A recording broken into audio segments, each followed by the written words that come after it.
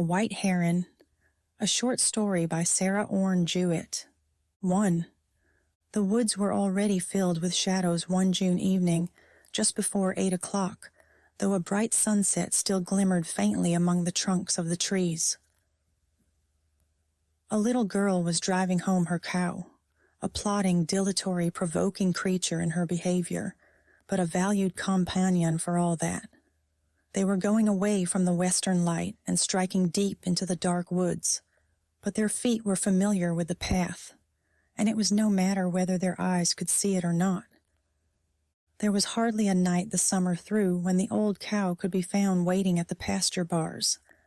On the contrary, it was her greatest pleasure to hide herself away among the high huckleberry bushes, and though she wore a loud bell, she had made the discovery that if one stood perfectly still, it would not ring. So Sylvia had to hunt for her until she found her and call co, with never an answering moo until her childish patience was quite spent. If the creature had not given good milk and plenty of it, the case would have seemed very different to her owners.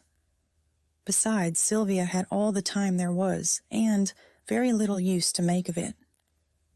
Sometimes in pleasant weather it was a consolation to look upon the cow's pranks as an intelligent attempt to play hide-and-seek, and as the child had no playmates, she lent herself to this amusement with a good deal of zest. Though this chase had been so long that the wary animal herself had given an unusual signal of her whereabouts, Sylvia had only laughed when she came upon Mistress Mooley at the swamp side, and urged her affectionately homeward with a twig of birch leaves. The old cow was not inclined to wander farther. She even turned in the right direction for once as they left the pasture and stepped along the road at a good pace.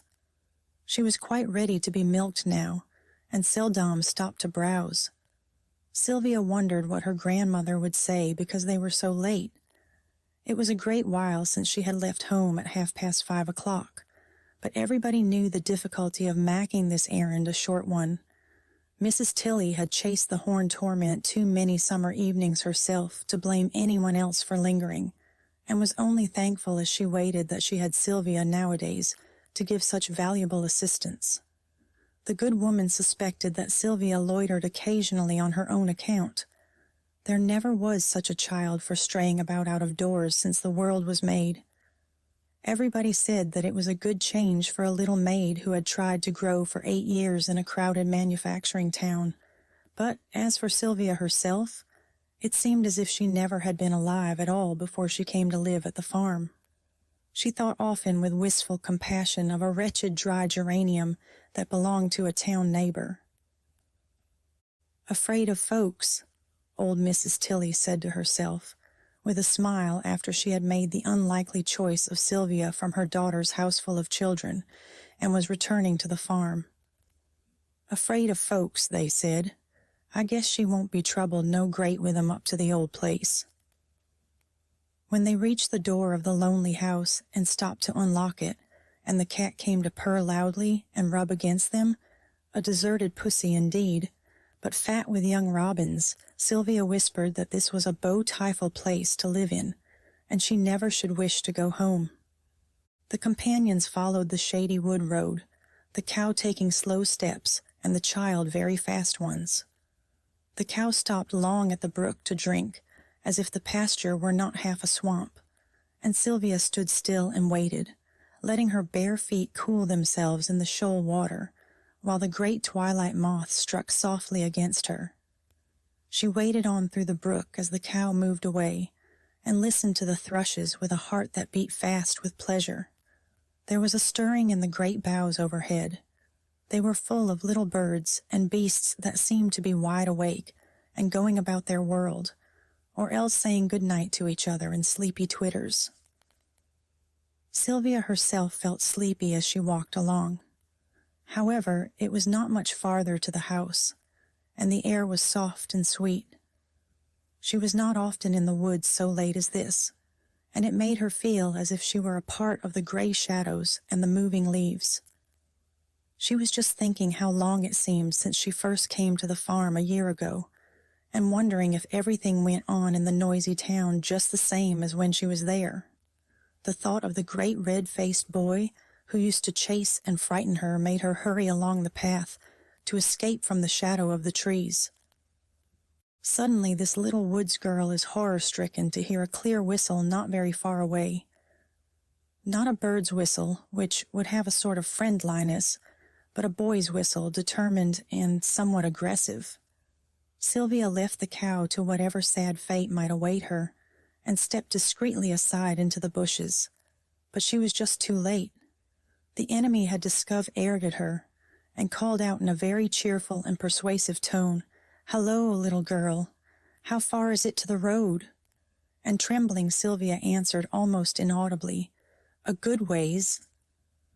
She did not dare to look boldly at the tall young man, who carried a gun over his shoulder, but she came out of her bush and again followed the cow, while he walked alongside. "I have been hunting for some birds," the stranger said kindly, "and I have lost my way and need a friend very much. Don't be afraid," he added gallantly. "Speak up and tell me what your name is, and whether you think I can spend the night at your house and go out gunning early in the morning." Sylvia was more alarmed than before. Would not her grandmother consider her much to blame? But who could have foreseen such an accident as this? It did not appear to be her fault, and she hung her head as if the stem of it were broken, but managed to answer, "Sylvie," with much effort when her companion again asked her name. Mrs. Tilley was standing in the doorway when the trio came into view. The cow gave a loud moo by way of explanation. "Yes, you'd better speak up for yourself, you old trial. Where'd she tucked herself away this time, Sylvie?" Sylvia kept an awed silence. She knew by instinct that her grandmother did not comprehend the gravity of the situation. She must be mistaking the stranger for one of the farmer lads of the region. The young man stood his gun beside the door and dropped a heavy game bag beside it. Then he bade Mrs. Tilley good evening and repeated his wayfarer's story and asked if he could have a night's lodging. "Put me anywhere you like," he said. "I must be off early in the morning before day, but I'm very hungry indeed. You can give me some milk at any rate, that's plain."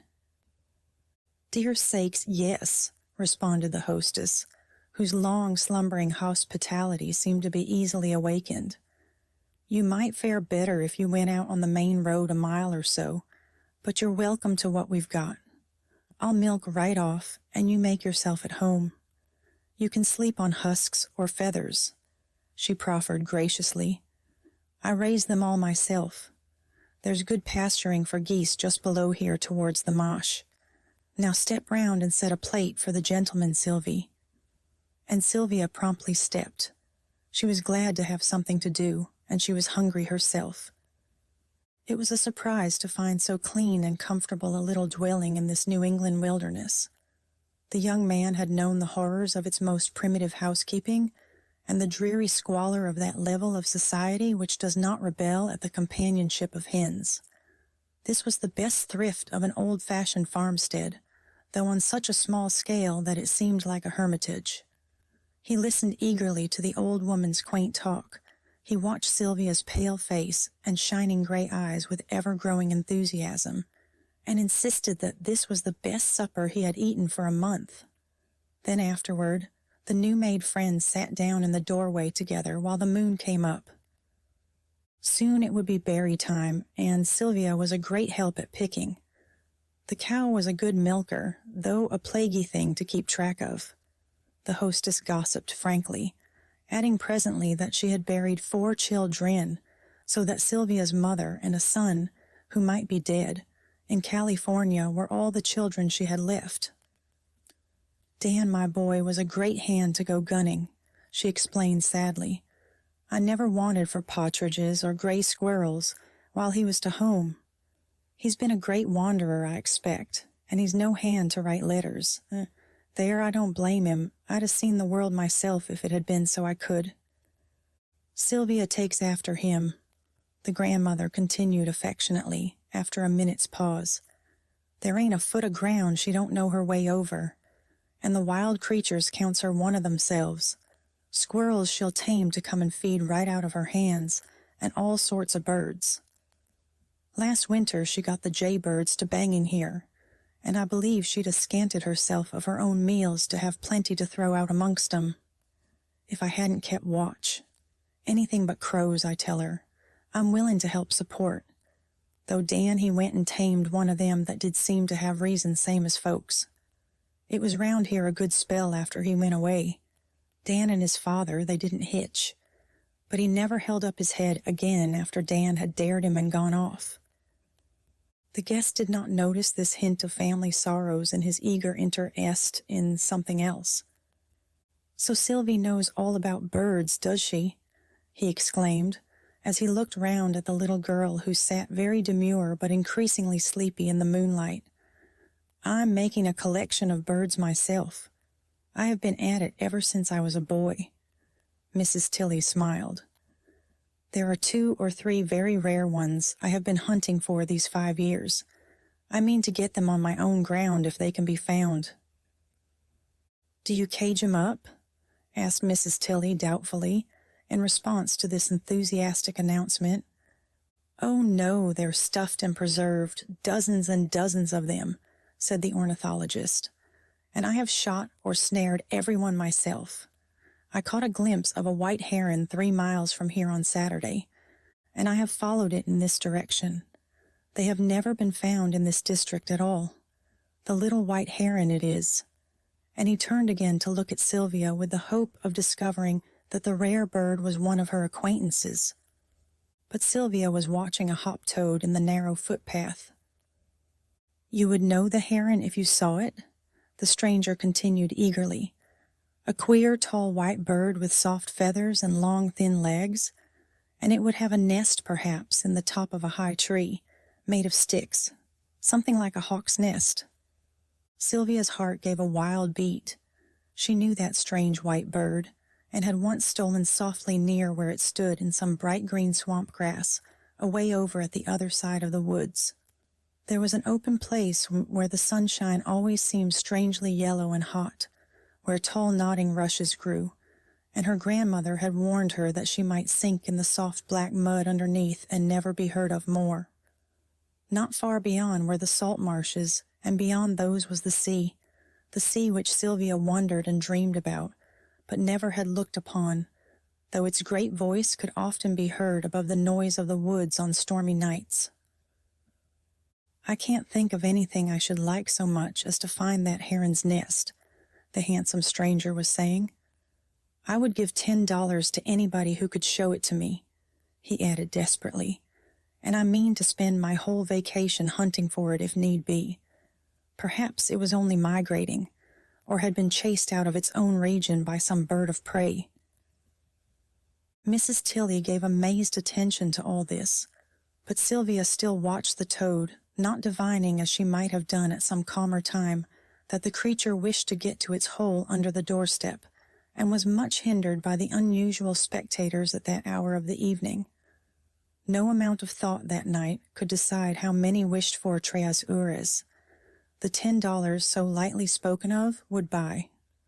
The next day the young sportsman hovered about the woods, and Sylvia kept him company, having lost her first fear of the friendly lad, who proved to be most kind and sympathetic.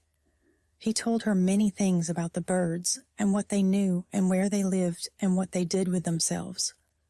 And he gave her a jackknife, which she thought as great a treasure as if she were a desert islander. All day long he did not once make her troubled or afraid, except when he brought down some unsuspecting singing creature from its bough. Sylvia would have liked him vastly better without his gun. She could not understand why he killed the very birds he seemed to like so much. But as the day waned, Sylvia still watched the young man with loving admiration. She had never seen anybody so charming and delightful. The woman's heart, asleep in the child, was vaguely thrilled by a dream of love. Some premonition of that great power stirred and swayed these young foresters, who traversed the solemn woodlands with soft-footed, silent care. They stopped to listen to a bird's song. They pressed forward again eagerly, parting the branches, speaking to each other rarely and in whispers. The young man going first and Sylvia following, fascinated a few steps behind, with her gray eyes dark with excitement. She grieved because the longed-for white heron was elusive, but she did not lead the guest, she only followed, and there was no such thing as speaking first. The sound of her own unquestioned voice would have terrified her. It was hard enough to answer yes or no when there was need of that. At last evening began to fall, and they drove the cow home together, and Sylvia smiled with pleasure when they came to the place where she heard the whistle and was afraid only the night before. 2. Half a mile from home, at the farther edge of the woods, where the land was highest, a great pine tree stood, the last of its generation. Whether it was left for a boundary mark or for what reason, no one could say. The wood choppers who had felled its mates were dead and gone long ago, and a whole forest of sturdy trees, pines and oaks and maples had grown again. But the stately head of this old pine towered above them all, and made a landmark for sea and shore miles and miles away. Sylvia knew it well. She had always believed that whoever climbed to the top of it could see the ocean, and the little girl had often laid her hand on the great rough trunk and looked up wistfully at those dark boughs that the wind always stirred, no matter how hot and still the air might be below. Now she thought of the tree with a new excitement, for why, if one climbed it at break of day, could not one see all the world, and easily discover whence the white heron flew, and mark the place, and find the hidden nest? What a spirit of adventure! What wild ambition! What fancied triumph and delight and glory for the later morning, when she could make known the secret! It was almost too real and too great for the childish heart to bear. All night the door of the little house stood open, and the whippoorwills came and sang upon the very step. The young sportsman and his old hostess were sound asleep, but Sylvia's great design kept her broad awake and watching. She forgot to think of sleep. The short summer night seemed as long as the winter darkness, and at last when the poor Wills ceased, and she was afraid the morning would after all come too soon. She stole out of the house and followed the pasture path through the woods, hastening toward the open ground beyond, listening with a sense of comfort and companionship to the drowsy twitter of a half-awakened bird, whose perch she had jarred in passing. Alas, if the great wave of human interest which flooded for the first time this dull little life should sweep away the satisfactions of an existence heart to heart with nature and the dumb life of the forest.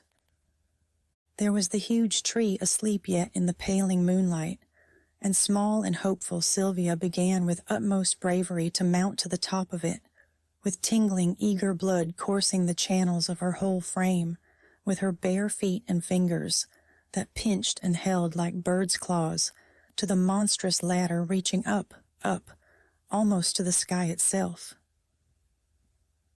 First she must mount the white oak tree that grew alongside, where she was almost lost among the dark branches and the green leaves heavy and wet with dew.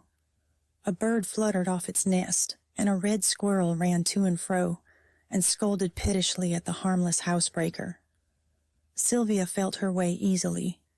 She had often climbed there, and knew that higher still one of the oak's upper branches chafed against the pine trunk, just where its lower boughs were set close together. There, when she made the dangerous pass from one tree to the other, the great enterprise would really begin.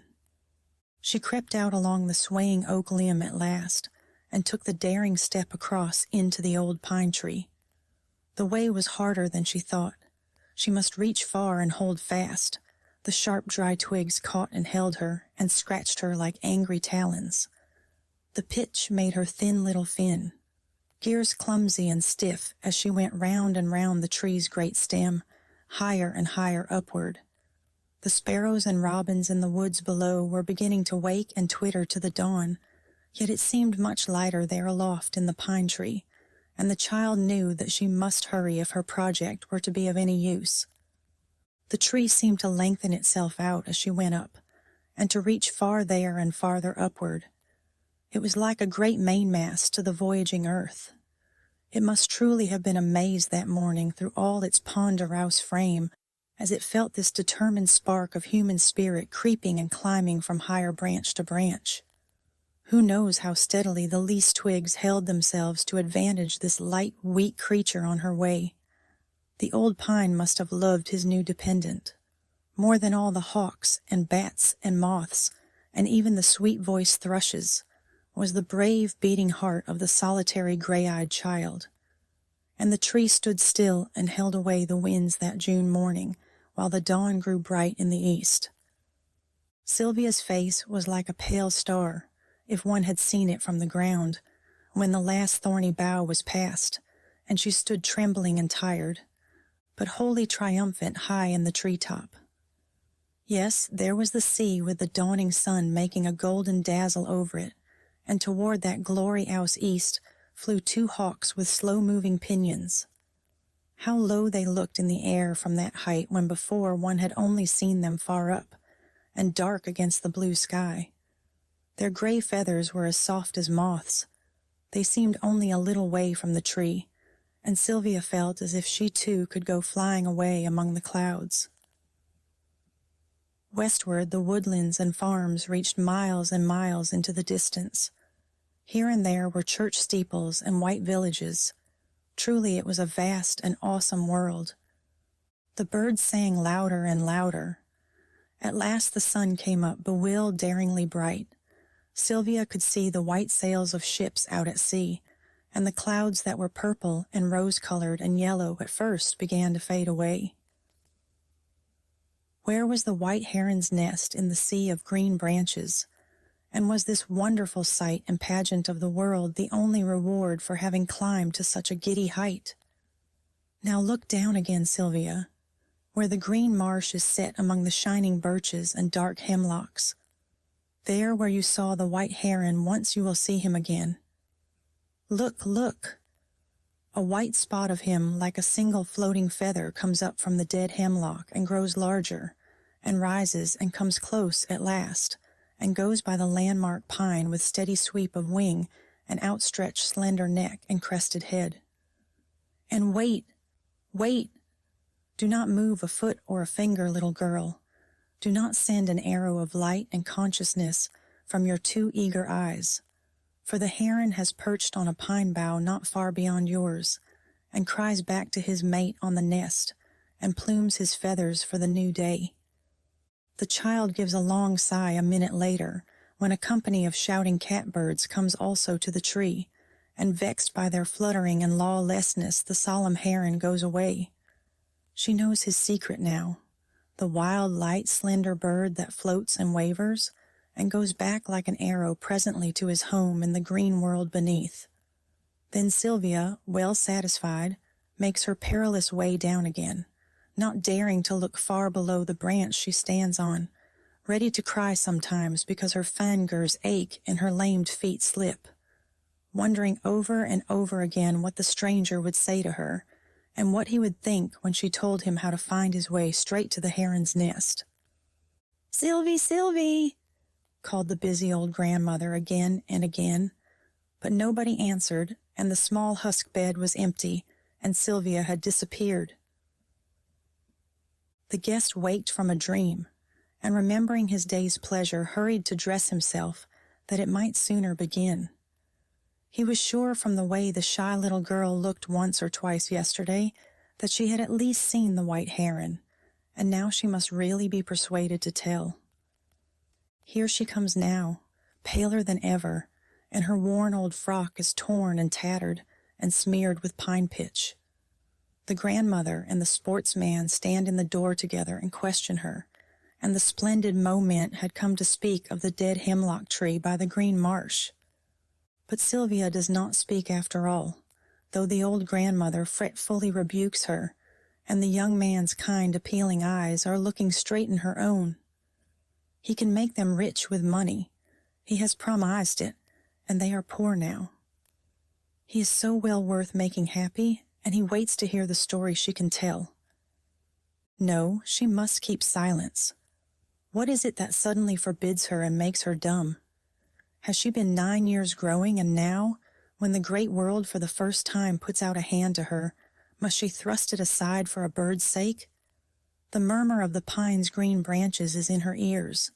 She remembers how the white heron came flying through the golden air, and how they watched the sea and the morning together, and Sylvia cannot speak. She cannot tell the heron's secret and give its life away. Dear loyalty that suffered a sharp pang as the guest went away, disappointed later in the day, that could have served and followed him and loved him as a dog loves. Many a night Sylvia heard the echo of his whistle haunting the pasture path as she came home with the loitering cow. She forgot even her sorrow at the sharp report of his gun and the piteous sight of thrushes and sparrows dropping silent to the ground, their songs hushed and their pretty feathers stained and wet with blood. Were the birds better friends than their hunter might have been? Who can tell? Whatever treasures were lost to her, woodlands and summertime remember. Bring your gifts and graces and tell your secrets to this lonely country child.